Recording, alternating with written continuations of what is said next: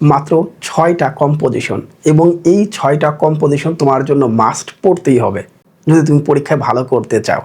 আর composition এই বছরের number কিন্তু 20, অনেক নাম্বার। অতএব এটা কোনো মতে হেলাফেলা করা যাবে না, খুব ভালো মতো করে পড়তে হবে। ফ্রি হ্যান্ড রাইটিং আমার কাছে গ্রহণযোগ্য না। কিন্তু এই 6টা কম্পোজিশন আমি কেন পড়বো, এটা নিয়ে আজকে অনেক বিশ্লেষণ থাকবে। একটু ভিডিওটা বড় হবে, তবে আমি নিশ্চিত আজকের এই ভিডিও দেখার পর কম্পোজিশন নিয়ে তোমাদের মধ্যে কোনো দ্বিধা থাকবে না। তো চলো মূল ভিডিও স্টার্ট করি। তাহলে আমি কেন বলেছি এই কম্পোজিশন 6টা আমরা পড়বই। অবশ্যই অনেকগুলো লজিক থাকবে এর পিছনে। প্রথমে হচ্ছে দেখো, আমি লিখে দিয়েছি বলে ইংরেজি দ্বিতীয় পত্র 100% গ্যারেন্টি। এই বিশ্লেষণের বাহিরে তুমি আর কি পড়বা? এই বিশ্লেষণের বাহিরে তুমি নিজেকে প্রশ্ন করে দেখো তুমি কি পড়বা, তাই নয় কি? আচ্ছা, তাহলে আমরা পরের পেজ চলে যাচ্ছি। প্রথমেই দেখতে পাচ্ছি বোর্ড প্রশ্ন অ্যানালাইসিস। এটা 2025 সালের পরীক্ষা যারা দিয়েছে ওদেরকে আমি দিয়েছিলাম সেম এইটা। আজকে তোমাদের যেমন আমি ভিডিও দিচ্ছি, ঠিক পরীক্ষার আগে এরকম ভিডিও দিয়েছিলাম। সেখানে আমি মোট 10টি কম্পোজিশন বলে দিয়েছিলাম, কিন্তু স্পেসিফিক বলেছিলাম 8টা। বলে এই 8টা তোমরা পড়বা। কোন 8টা? সেই 8টা হচ্ছে 2 নাম্বার থেকে হচ্ছে 9 নাম্বার পর্যন্ত। এই 8টা পড়তে বলেছিলাম, বলে এই 8টা কিন্তু মাস্ট পড়তে হবে। এরপরে বাকি এই যে 1 নাম্বার এবং হচ্ছে 10 নাম্বার, এই দুটি কম্পোজিশন সবচেয়ে বেশি আসছিল টেস্ট পরীক্ষায়। এই জন্য 1 নাম্বার এবং 10 নাম্বার এই দুটোকে দিয়ে হাইলাইট করে ফেলেছি। আর মাঝখানে ছিল 8টা। এই 8টা ছিল বেসিক। এই 8টা ছিল হচ্ছে বেসিক। এই 8টা তোমাকে পড়তেই হতো, মানে 2025 সালের শিক্ষার্থীর জন্য। তোমরা দেখতেই পাচ্ছ মাই ফিউচার প্ল্যান বা এম ইন লাইফ, এটা রাজশাহী বোর্ডে আসছিল।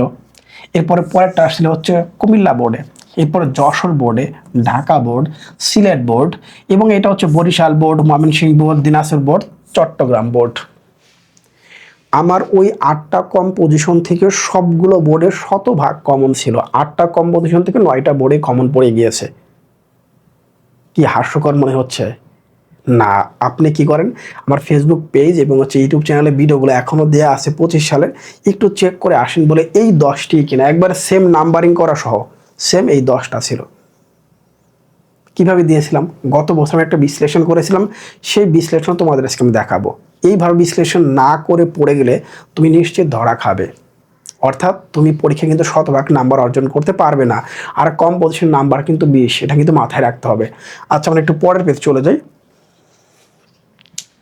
আমি টুইন সাজেশন, মানে এখানে দুটো বিষয় রেখেছি। সেটা হচ্ছে দেখো 2 in 1।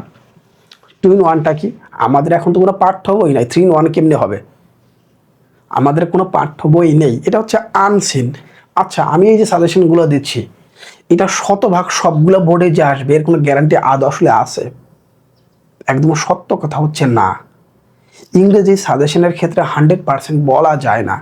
ইংরেজি তুমি একটা লাইন বেশি পড়ছো মানে তুমি বাকিদের চেয়ে একটু এগিয়ে থাকবা। ইংরেজির ক্ষেত্রে তোমাকে এটা মেনটেন করতে হবে। তবে আমরা একটা নির্ভরযোগ্যতা পেতে পারি কিভাবে?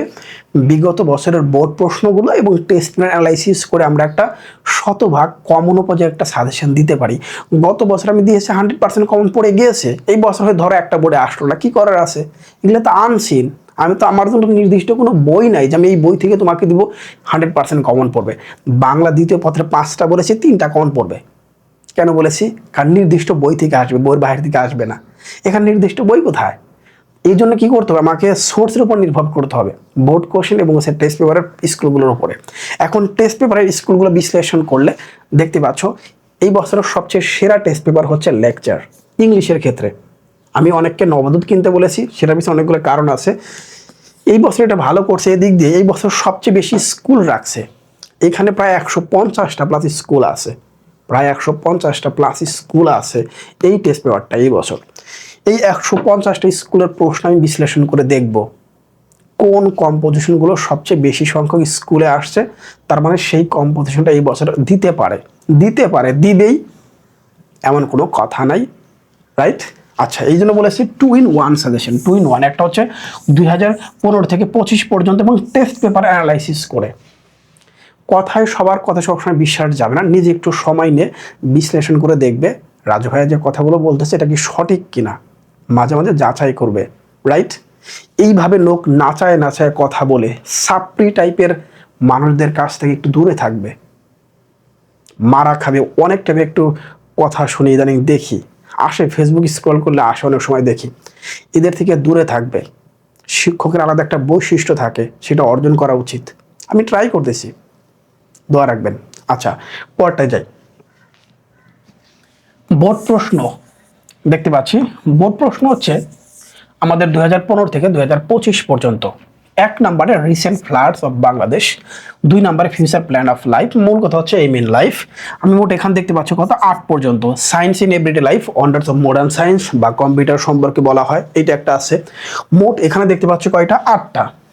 এই 8টা হচ্ছে 15 থেকে 25 পর্যন্ত বোর্ড প্রশ্ন। আরও কিছু আছে, সেটা কি দেখতে পাচ্ছ 9 থেকে একবার 16 পর্যন্ত। তাহলে এই 16টা কম্পোজিশন এখন পর্যন্ত বিভিন্ন বোর্ডে ঘুরিয়ে ফিরিয়ে দিয়েছে। এই 16টা কম্পোজিশন বিভিন্ন বোর্ড পরীক্ষায় একবার 9টা বোর্ডে ঘুরিয়ে ফিরিয়ে দিয়েছে। এই 16টা পড়লে কি 100% কমন পাওয়া যাবে? আমি যদি এই 16টা পড়ি তাহলে আমি 99% শিওর থাকবো আমার এখান থেকে সরাসরি কমন পড়বে। 99% নিশ্চিত বলে, হ্যাঁ 99.99 দিয়ে দিলাম, নিশ্চিত আমার এখান থেকে কমন পড়বে। এখন অনেকে তো 16টা পড়বে না। আমি হলে কি করতাম? আমি হলে পড়তাম, আমি হলে 16টাই পড়তাম। অন্তত 10 থেকে 12টা পড়ে বাকিগুলোকে রিডিং পড়ে রাখতাম। আমি কখনো মিস করতাম না, আমার কথা বলতেছি। তোমাদের ক্ষেত্রে হয়তো অন্যরকম হতেই পারে, টেকনিক আছে, রাইট? আচ্ছা, একটু পরের অংশ আসি। তো এটা কিন্তু বোর্ড প্রশ্ন।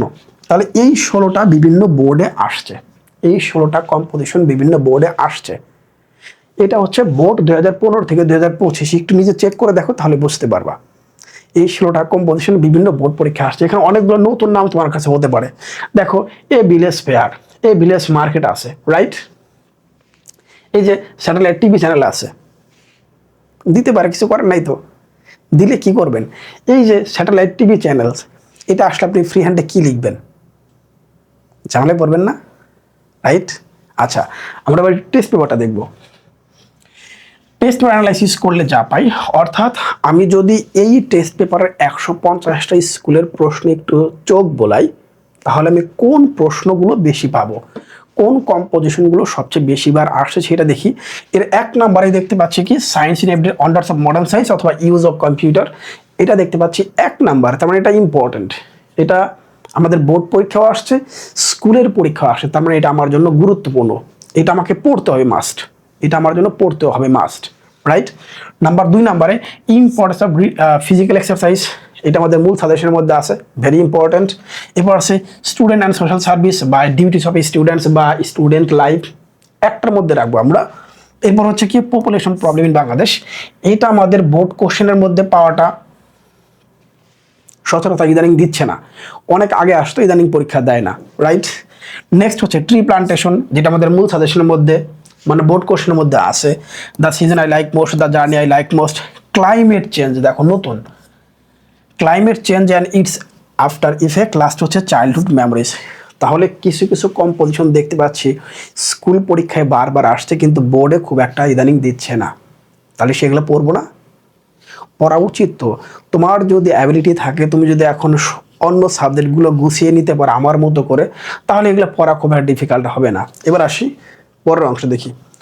পরের অংশটা হচ্ছে 2026 সালের জন্য আমার কাছে এই 6টা মহা গুরুত্বপূর্ণ, আমার কাছে এই 6টা মহা গুরুত্বপূর্ণ। আমি ফেসবুক পেজে দিয়েছিলাম 5টা দেব, কিন্তু কোনো মতে আমি এখান থেকে একটাকে বাদ দিতে পারতেছিলাম না, কোনো মতেও একটাকে বাদ দিতে পারতেছিলাম না। সেটা কি দেখতেই পাচ্ছ, importance of physical exercise, the season I like most, the journey I like most, importance of reading newspaper, science in everyday life অথবা wonders of modern science, computer সম্পর্কে হতে পারে, last students and social service বা duties of student বা student life. এই 6টা তোমার জন্য ম্যান্ডেটরি। আমি নিশ্চিত, আজকের কথাটা তো রেকর্ডিং হচ্ছে, আমি নিশ্চিত এই 6টা ম্যাক্সিমাম বোর্ডে এটা আসবে, ম্যাক্সিমাম বোর্ডে এই 6টা কম্পোজিশন পরীক্ষা আসবে ইনশাল্লাহ। ম্যাক্সিমাম বোর্ডে এই 6টা কম্পোজিশন আসবে ইনশাল্লাহ, ম্যাক্সিমাম বোর্ডে এই 6টা কম্পোজিশন আসবে ইনশাল্লাহ। তাহলে তোমাদের এই 6টা পড়তে হবে না? খুব ভালো মতো করে পড়তে হবে। ওই একটা দিয়ে 100টা, একটা দিয়ে 50টা কম্পোজিশন লেখার পক্ষে আমি রাজু আহমেদ কোনোদিন ছিলামও না, থাকবো না। স্টুডেন্টকে আমি কখনোই, স্টুডেন্ট যারা আছে এদেরকে কখনোই আমি শর্টকাট মেথড শেখাই না, কখনোই না, রাইট? আচ্ছা, এবার আমরা দেখি একটু 2 থেকে 3 বার হলে পড়ে রাখতে হবে যে কম্পোজিশনগুলো, যেগুলো ওগুলোর চেয়ে একটু কম ইম্পর্ট্যান্ট। 2 থেকে 3 বার হলে রিডিং পড়ে রাখা উচিত। তুমি তো ওই 6টা কম্পোজিশন পড়ে মুখস্থ করে খাতায় কয়েকবার নিজে লিখবে, বললেও যেন তোতা পাখির মতো বলতে পারো, তোতা পাখির মতো বলতে পারো, সেটা অর্জন করতে হবে। 20 নাম্বার কিন্তু। আচ্ছা, তাহলে 2 থেকে 3 বার তুমি রিডিং বাংলা মিনিং করে পড়ে রাখতে পারো। বাই চান্স যদি ওটা না আসে, 2-একটা মিস হয়ে যায় কোনো একটা বোর্ডে, তাহলে নিচেরগুলো কিন্তু সবচেয়ে বেশি ইম্পর্টেন্ট। সেটার মধ্যে কি আছে? 1 নম্বরে মাই ফিউচার প্ল্যান বা এম ইন লাইফ, 2 নম্বরে the game I like most, tree plantation, যেহেতু টেস্ট পরীক্ষা কয়েকটা আসছে, টেস্ট স্কুলের মধ্যে অনেকগুলো আসছে, রেখেছি।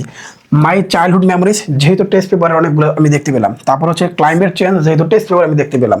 এরপরে পপুলেশন প্রবলেম, যেহেতু টেস্ট পেপার আমি দেখতে পেয়েছি। তারপর হচ্ছে কি মাই ফেভারিট হবি, যেহেতু টেস্ট পেপার আমি দেখতে পেয়েছি।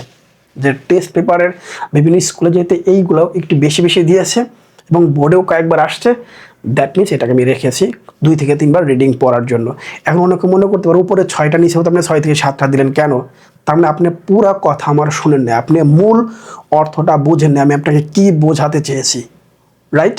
ওকে, আমাদের ওয়েবসাইটে যদি আমরা একটু যাই, দেখতেই পাচ্ছ আমাদের পিডিএফ কোর্স ডিটেলস গুগল ক্রোমে গিয়ে লিখবা www.rajuacademy.com, অথবা হোয়াটসঅ্যাপে লিখতে পারো আমি এটা ক্রয় করতে চাই। কিভাবে ক্রয় করবে, এখানে কি এক্সট্রা থাকবে, কি বিষয় থাকবে, সেটা জানা দরকার। রাইট? তাহলে আমরা একটু আমাদের ওয়েবসাইটে চলে যাই। দেখতেই পাচ্ছ www.rajuacademy.com। আমাদের এই ওয়েবসাইটে যদি আমরা চলে আসি, প্রথমেই থাকবে হচ্ছে মানবিকের 13টি কোর্স, এরপর কমার্সের 13টি, সেকেন্ড হচ্ছে দেখতে পাচ্ছি হচ্ছে বিজ্ঞানের হচ্ছে 13টি, এরপরে সবচেয়ে জনপ্রিয় কোর্স গণিত, বাংলা দ্বিতীয় পত্র, দেন দেখতে পাচ্ছি আমরা ইংরেজি।